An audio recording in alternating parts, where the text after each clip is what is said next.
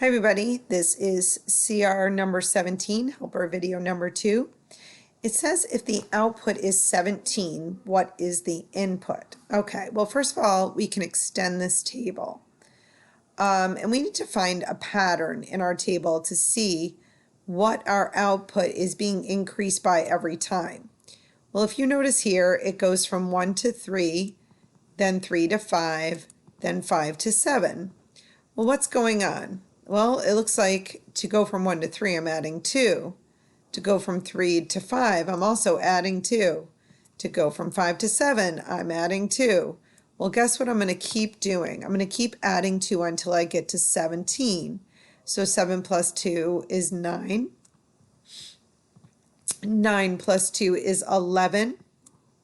11 plus 2 is 13. 13 plus 2 is 15. And last but not least, 15 plus 2 is 17. Now notice my input goes up by 1 as my output keeps going up by 2. So these are just going to continue to go up as 1. So 5 goes to 9, 6 goes to 11, 7 goes to 13, 8 goes to 15, and my input of 9 goes to an output of 17, and that's why the 9 is circled.